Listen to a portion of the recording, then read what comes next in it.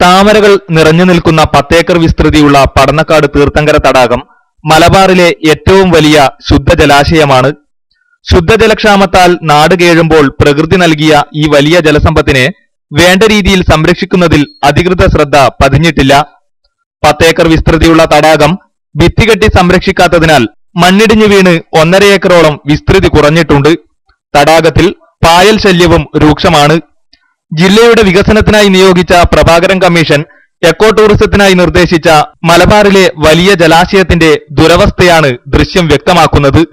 കാഞ്ഞങ്ങാട് നീലേശ്വരം നഗരസഭകളിലെ ഭൂഭാഗത്ത് ശുദ്ധജല നിരപ്പ് ഉയർത്തുന്നതിന് തടാകം വഹിക്കുന്ന പങ്ക് വളരെ വലുതാണ്. തടാക സംരക്ഷണം ആവശ്യപ്പെട്ട് ഡിവൈഎഫ്ഐ സംഘടിപ്പിച്ച ജനകീയ കൂട്ടായ്മയിൽ നിരവധി പേർ സംബന്ധിച്ചു.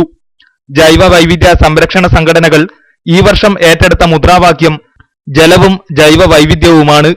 തടാകം വരും തലമുറക്കായി കരുതി വെക്കണമെന്ന് ഡിവൈഎഫ്ഐ ആവശ്യപ്പെട്ടു.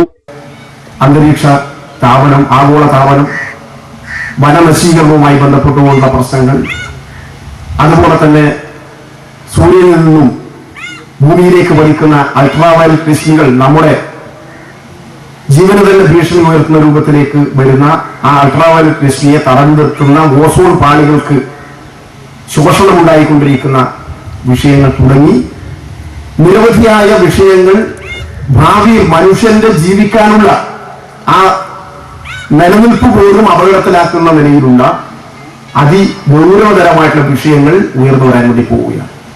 എന്തുകൊണ്ടാണ് ഇത്തരത്തിലുള്ള വിഷയങ്ങൾ ഉയർന്നു വരുന്നത് എന്നുള്ളത് വളരെ ഗൗരവത്തോടു കൂടി നാം ചിന്തിക്കേണ്ടുന്ന, പരിശോധിക്കേണ്ടുന്ന ഒരു കാലഘട്ടമാണ്.